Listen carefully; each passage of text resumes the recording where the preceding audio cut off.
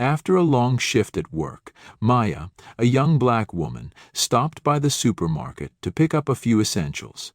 It was a bustling Saturday evening, and finding a parking spot near the entrance was a minor victory. As she pulled in and aligned her car, she heard the sudden screech of tires next to her. A white SUV aggressively parked mere inches away. She looked up to see a middle-aged white man glaring at her through his window, his face flushed with anger. He rolled down his window and yelled, "That spot was mine!" Maya, startled by his tone, tried to stay calm and explained politely, "I didn't see anyone waiting here." But her words only seemed to anger him further. He stepped out of his car, marched up to her door, and sneered, his eyes filled with contempt. "You people never pay attention, always acting like you own everything." Recognizing the racist undertone in his words, Maya tried to de-escalate. "I'm sorry if you were waiting," she replied, still composed.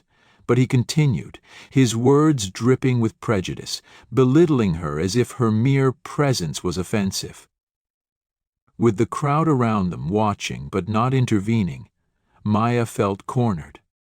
"I don't want any trouble," she said, hoping to diffuse the tension.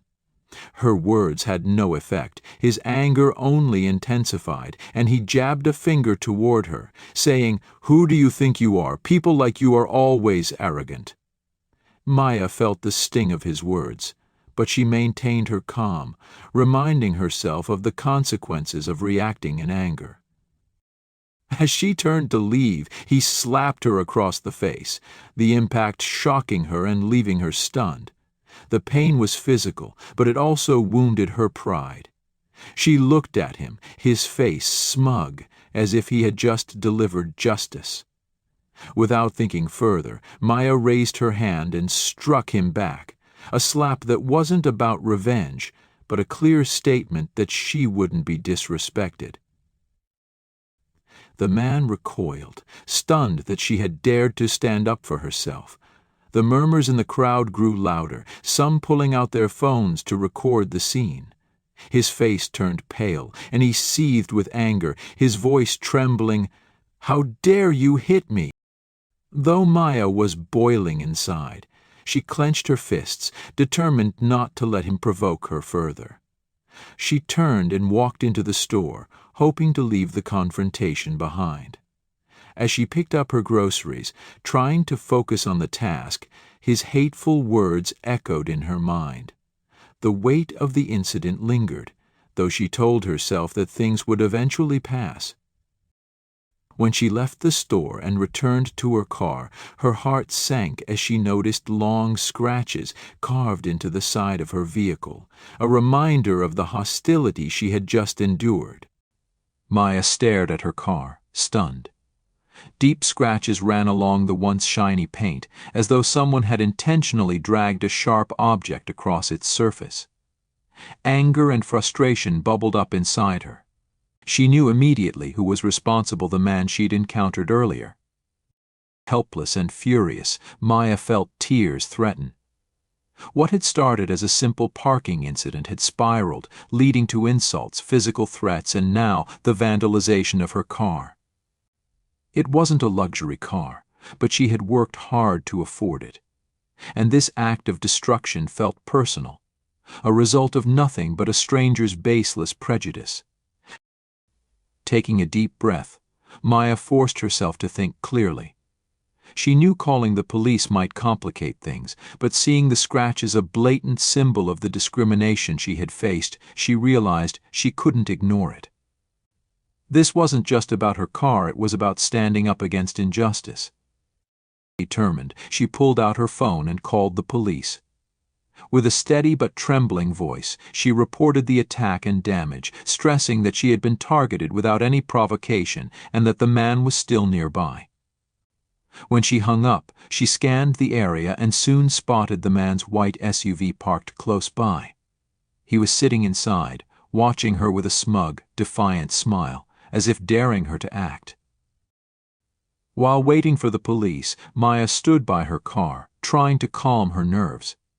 She knew this was more than just an argument, it was about the respect and fairness she deserved. After a few tense minutes, she heard the wail of police sirens approaching, and a sense of relief washed over her as 2 police cars pulled into the lot. As the officers stepped out, Maya approached them, recounting every detail of what had happened. Her voice shook with emotion, but she relayed the events clearly, from the man's aggressive confrontation to discovering the scratches on her car. She pointed toward the white SUV, where he still sat, showing no remorse. One officer listened carefully, taking notes, while the other approached the man to get his side. Maya watched them closely, a mix of hope and apprehension building inside her. She couldn't shake the worry that he might twist the story, blaming her as he'd done before. She knew that prejudice could sometimes cloud the truth. Sure enough, when the officer questioned him, the man shifted his tone, raising his voice and claiming he was the one who had been attacked by her. He portrayed himself as a victim, alleging that he'd only acted in self-defense. His lies stunned Maya, but she remained silent, determined to let the officers see the truth for themselves. The officer returned to Maya with a few follow-up questions. She recounted everything clearly, explaining that she had tried to avoid him, but he wouldn't leave her alone. She described how he had slapped her first and how she had only defended herself. The officer examined her car's scratches, a glaring, undeniable sign of the damage he had caused. After gathering her statement, the officers exchanged quiet words, occasionally glancing at the man by his SUV. Then, one officer stepped forward and instructed him to turn around. Relief and tension mingled in Maya as she watched them place handcuffs on him. The man yelled in protest, hurling insults at Maya, vowing that she would regret this, but the officers ignored him, securing him in the back seat of their patrol car. Maya felt a mixture of relief and exhaustion as she watched the police car pull away. She knew this ordeal wasn't over. He would likely try to twist the story during the investigation, but for the first time that day she felt that justice might be on her side. An officer approached her and offered reassurance. "We have enough evidence to proceed with the case. Would you like to file a formal complaint?" Maya nodded firmly. "Yes, I want to follow through. He can't get away with this."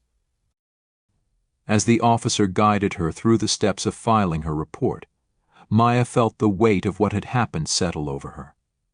Sitting in a small room at the police station, she recounted each detail again. She described the confrontation, the insults, the slap, and the damage to her car, ensuring nothing could be misinterpreted. At one point, another officer entered the room with a serious expression. "The man denies everything he said," explaining that the suspect was now claiming Maya had attacked him first. He insisted she was the aggressor, portraying himself as a victim.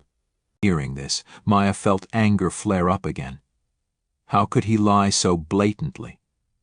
But she quickly composed herself, recognizing that facing these lies was part of the fight. "No, he was the one who attacked me first," Maya replied steadily, meeting the officer's gaze. "I only defended myself when he crossed every boundary, not just with his actions but with his words too." She knew this would be a long battle, but she wasn't backing down. "This isn't just about a parking spot," Maya said, her voice steady. "It's about the way he saw me, as if I was beneath him, just because he could." The officer nodded, his expression serious. "We've examined the scratches on your car, and from what you've shared, we have enough grounds to pursue charges for assault and property damage. To strengthen the case, though, we'll need to find out if there were any witnesses. Do you remember anyone else around?" Maya thought back to the incident, picturing the parking lot. She recalled a few people who had paused to watch but hadn't intervened. "I don't know if anyone recorded it," she said softly, "but there might be security cameras. If we can get that footage, it should clearly show what happened." The officer agreed and noted they'd reach out to the supermarket's management to check on the footage. "This may take a bit of time," he added, But if the evidence is there, it'll be very helpful in ensuring the truth is clear." His words gave Maya a small sense of relief, though worry still tugged at her. She knew that, even with proof, Mr. Smith might still try to twist the story. His blatant lies already suggested that. But Maya was resolute this was her chance to stand up for herself, and she wouldn't back down. Before leaving the station, the officer handed Maya a copy of her statement. He told her she might need to return for additional information or to identify witnesses if needed. As she stepped outside, the air felt a little lighter, though the confrontation's weight remained with her. It wasn't over yet, but Maya promised herself she'd see it through. This was no longer just about herself, it was about justice for anyone who'd ever been silenced by prejudice. She was determined not to let it slide this time. A few days later, Maya received a call from the police. They had reviewed the security footage and confirmed it showed everything from Mr. Smith approaching her car aggressively to his verbal abuse and the moment he struck her without reason. The footage also showed Maya standing calmly, making it clear that when she slapped him, it was only in self-defense. Hearing this, Maya felt a wave of relief and gratitude. The truth was undeniable, and she no longer had to face his lies alone. Still, she knew this was just the beginning. Mr. Smith would likely fight back, trying to paint himself as the victim. But Maya was prepared to see this through. The next morning, she was asked to come to the police station to complete the legal procedures. An officer, who had been assisting her from the start, greeted her and explained the next steps. He also informed her that Mr. Smith would be taken into custody to confront the charges. As she waited in a small meeting room, Maya's emotions were a mix of anxiety and resolve. She reminded herself that she was strong enough to face whatever came next. She had already endured the shock and humiliation, and now she was ready to defend her dignity. A few minutes later, Mr. Smith was escorted into the room, hands cuffed. His gaze was cold and defiant, blaming her for his predicament. "You set me up." "You liar," he yelled, his face red with anger. "You'll pay for this. Who do you think you are?" Maya held his gaze, calm and unflinching. She didn't say a word, her steady look conveying that he no longer had any power over her. Her composure seemed to anger him further. He ranted, claiming he was the real victim and that Maya had orchestrated everything. But the officers, well aware of the evidence, didn't let him continue. One officer firmly instructed him to remain silent, emphasizing that they had thoroughly investigated the case and he would be held accountable. Seeing him finally silenced, Maya noticed a vulnerability in his eyes she hadn't seen before. Mr. Smith, who had always seemed so sure of his ability to evade consequences, now looked helpless. For the first time, his arrogance had been stripped away, leaving him exposed. An officer entered the room to inform them that Mr. Smith would be temporarily detained, awaiting a preliminary hearing. Enraged, he shouted threats at Maya, vowing revenge. But his words now felt hollow. Maya remained seated, watching him with a newfound sense of peace.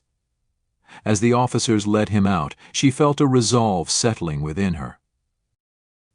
Another officer approached, handing her a business card and encouraging her to reach out if she needed further assistance with the legal process.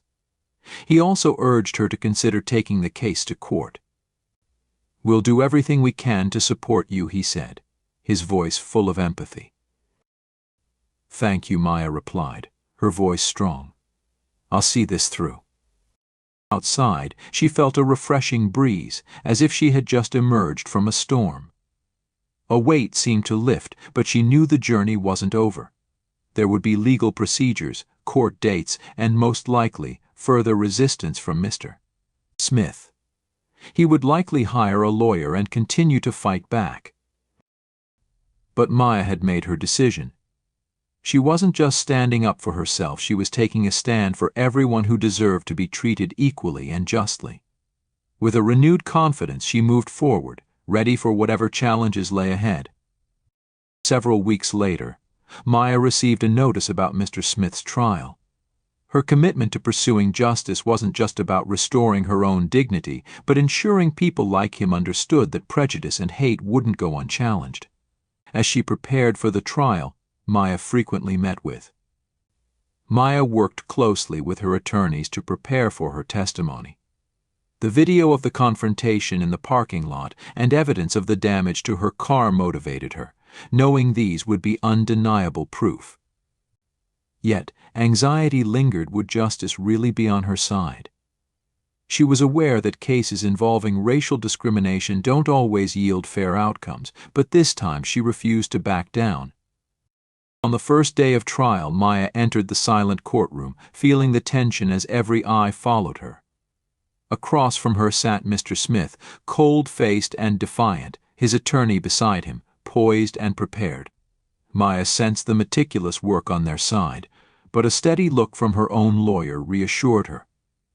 The trial began with her lawyer, Ava Hayes, a sharp young woman, delivering a concise opening statement. She outlined Mr. Smith's actions, the racial slurs, the attack, and the property damage, all in a confident voice. Ava highlighted that this wasn't a misunderstanding but a string of deliberate, hostile acts. Your Honor, my client simply parked in an empty spot, but that action led to a cascade of insults, threats, and violence from the defendant, Ava stated firmly. This case is not about a parking spot, it's about racial discrimination and abuse, meant to demean and intimidate. Mr. Smith sat expressionless, but his eyes glinted with resentment. When it was the defense's turn, Mr. Smith's attorney painted him as a man under stress, appealing to the jury's sympathy, framing the incident as an impulsive reaction. Hearing this, Maya's heart tightened as she listened to the defense depict Mr. Smith as a victim of circumstance, knowing all too well the arrogance and hostility he'd displayed. This only strengthened her resolve, reminding her she needed to stand not just for herself, but as a message that discrimination would not go unchecked. As the trial continued, key evidence was presented. Surveillance footage from the parking lot played in court, showing Mr. Smith approaching and slapping Maya before vandalizing her car. The courtroom fell silent, and some jury members showed clear discomfort. When it was Maya's turn to speak, she recounted the ordeal with calm resolve, describing how she had merely defended herself against an unprovoked attack, emphasizing that Mr. Smith's actions were fueled by prejudice, not a fleeting temper.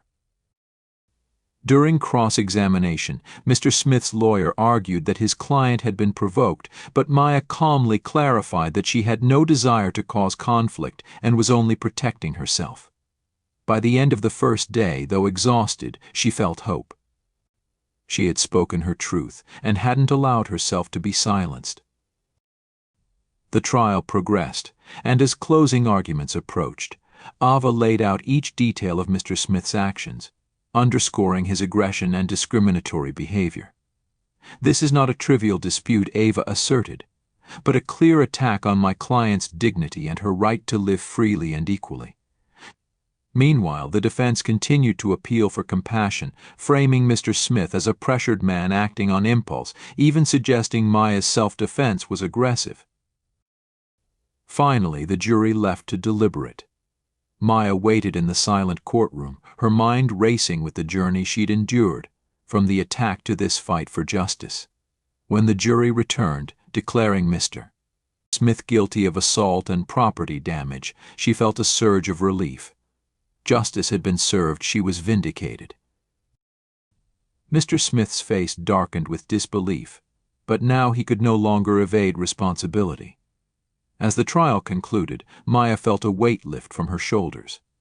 Though she had achieved a legal victory, the emotional wounds lingered. She realized justice couldn't erase the prejudice Mr. Smith harbored. Leaving the courthouse, Maya felt a mix of triumph and sadness, knowing the broader fight against discrimination was far from over. In the weeks following, Maya found herself deeply moved by her experience.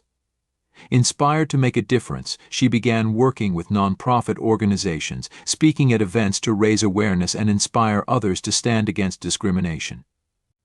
One morning, after a workshop, a young woman approached her with gratitude, saying, "Thank you for sharing your story. It helped me realize I'm not alone." Those words reminded Maya of her impact, fueling her commitment to continue her advocacy. As she got into her car and saw her reflection, Maya smiled, feeling a newfound strength. The woman looking back at her was no longer someone weighed down by fear, but a survivor who had fought for dignity not only for herself but for countless others. She knew there were still battles ahead, but she was ready to face them with renewed faith in her own worth. This is Maya's story, a journey of resilience, courage, and the resolve to stand up for justice and equality. Through her story, she hopes to inspire others, proving that even one voice can contribute to the change needed for a fairer world.